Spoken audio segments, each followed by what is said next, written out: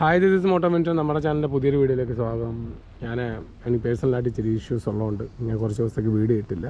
ആ ഇഷ്യൂ ഇവിടെ പറഞ്ഞ് സിമ്പതി മേടിച്ച് വ്യൂസ് കൂട്ടാൻ ഞാൻ ആഗ്രഹിക്കുന്നില്ല.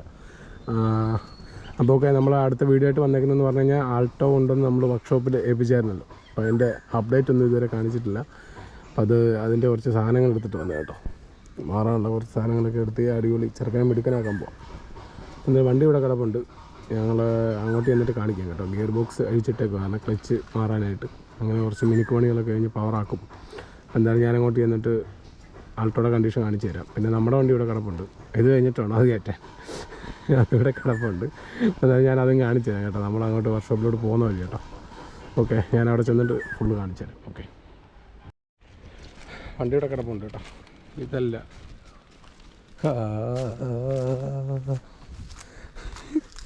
എല്ലാവരും ഇവിടെ തന്നെ കിടപ്പുണ്ട്.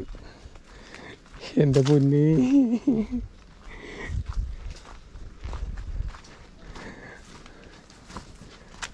ആൾട്ടോ ഇവിടെ കിടപ്പുണ്ട് കേട്ടോ.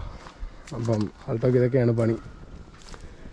എൻജിൻ്റെ ഈ സാധനമൊക്കെ ഉണ്ട്, അതൊക്കെ പോയിരിക്കുക.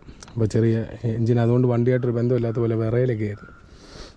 അതുപോലെ ടയറിൻ്റെ ഈ എൻഡ് സാധനങ്ങളൊക്കെ മാറാനുണ്ട്. അതാകട്ടൊക്കെന്ന് ഇത് കഴിഞ്ഞിട്ട് വേണം ഈ പുള്ളി പണി. അയ്യോ, ഇതിലൊരു ഷീറ്റ് തട്ടിയിരിക്കുന്നു.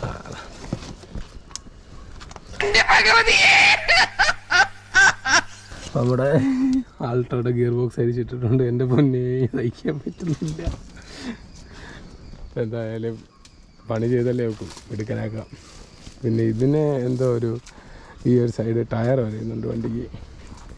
ഇവിടെ കണ്ട, ഈ ഒരു സൈഡ് അങ്ങോട്ട് ഫുള്ള് ഒടിച്ച് കഴിയുമ്പോൾ ടയർ അകത്ത് ഫ്ലാപ്പിൽ വരും. അതാണ് ഇതിൻ്റെ പ്രശ്നം.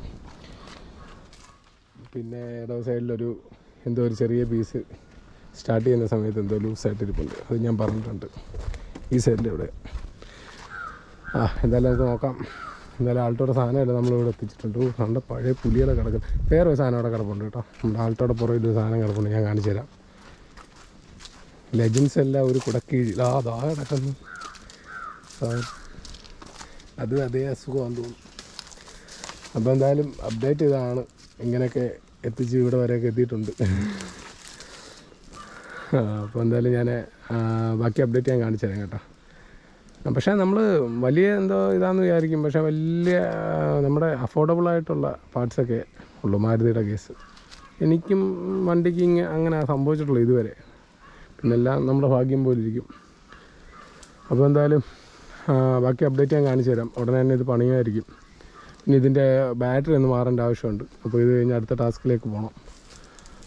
അപ്പോൾ എന്തായാലും ഇതിൻ്റെ വർക്ക് കംപ്ലീറ്റ് ആവുന്നതനുസരിച്ച് അപ്ഡേറ്റ് ഞാൻ കാണിച്ചുകൊണ്ടേയിരിക്കുക. അപ്പോൾ എല്ലാവരും സ്റ്റേ ചെയ്യുക. നമ്മുടെ ചാനലിൽ തന്നെ അപ്ഡേറ്റ് നോക്കിയിരിക്കുക. എന്നൊന്നും ഞാൻ പറയത്തില്ല. നിങ്ങൾക്ക് എന്തെങ്കിലും പണിയുണ്ടോ അതൊക്കെ ചെയ്യുക. അതിനുശേഷം സമയമുള്ളപ്പോൾ മാത്രം നമ്മുടെ വീഡിയോ കാണുക. എൻ്റെ വീഡിയോ കണ്ടുകൊണ്ടിരുന്നാൽ നിങ്ങൾക്ക് പ്രത്യേകിച്ചൊന്നും കിട്ടാനില്ല എന്ന് പറഞ്ഞ് കാണാതിരിക്കരുത്. പിറകെ കഷ്ടപ്പെട്ട് ചെയ്യുന്നതല്ലേ. ഓക്കെ, അടുത്തൊരു വീഡിയോ ആയിട്ട് നല്ലൊരു വീഡിയോ ആയിട്ട് കാണുന്നവരെ. This is Moto Venture. Okay, by.